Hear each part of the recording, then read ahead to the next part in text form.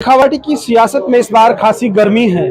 भाजपा के दिग्गज नेता माने जाने वाले राजेंद्र राठौड़ इस वक्त मौजूद है। मुख्यमंत्री भजनलाल शर्मा सहित प्रदेशाध्यक्ष सीपी जोशी पहुंचेंगे। कोर कमेटी की बैठक और क्लस्टर्स की बैठक होगी। राठौड़ साहब, कहा जा रहा है यूं तो खैर आपका चूरू गर्म भी बहुत रहता है और ठंडा भी, लेकिन इस बार कुछ सियासत में गर्मी ज्यादा ही है और यहाँ तक कह रहे हैं कि लोग इस बार भाजपा का ही नहीं राठौड़ का भी लिटमस टेस्ट है।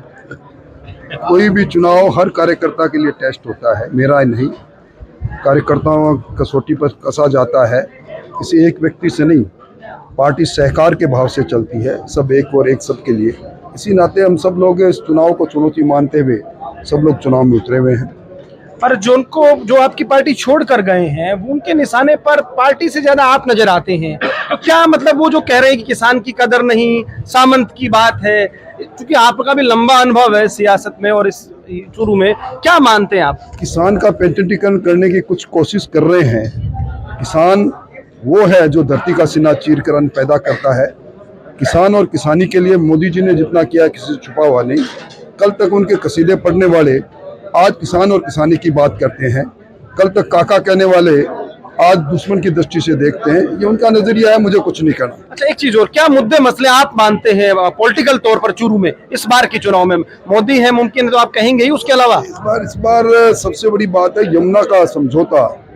1994 के बाद पहली बार भजनलाल जी ने किया है। पहली बार उम्मीद जगी है कि यहाँ भी प्यासी धरती पर पानी आएगा। और इसके साथ ही इन 2-2.5 महीनों में जिस प्रकार यहाँ सबसे ज़्यादा शेखावाटी के अंदर पेपर माफियों के से नौजवान था, उसके घावों पर मरहम लगी है। जब बड़े बड़े दिग्गज सिंचों के पीछे जा रहे हैं, किसान के जो किसान सम्मान निधि की वर्दी से लेकर और गैस तक के पैसों में जो रियायत दी गई है, वो सारे मुद्दे हैं। आगे 5 साल हमारा शासन है, शासन के अंदर जन कल्याण और जन कल्याण ही होगा। डोटासरा कहते हैं कि मैं डरने वाला नहीं हूँ, ईडी सीबीआई सब कुछ थी, कुछ नहीं बिगाड़ पाए और इस बार मैं चूरू में भी उसी तरह से चुनाव लड़ेंगे हम। मैं डोटासरा की बात पर कोई टिप्पणी करना नहीं चाहता, मेरे पुराने दोस्त हैं। चलिए, तो देखिए राजेंद्र राठौड़ बहुत ही एक तरह से डिप्लोमेटिक तरीके से जवाब देते हुए, लेकिन उन्होंने कहा, खासतौर पर इस बात पर उन्होंने ये बात कही है कि चूरू में ऐसा कुछ भी नहीं है, प्रधानमंत्री मोदी की नीतियों पर लोग वोट करेंगे।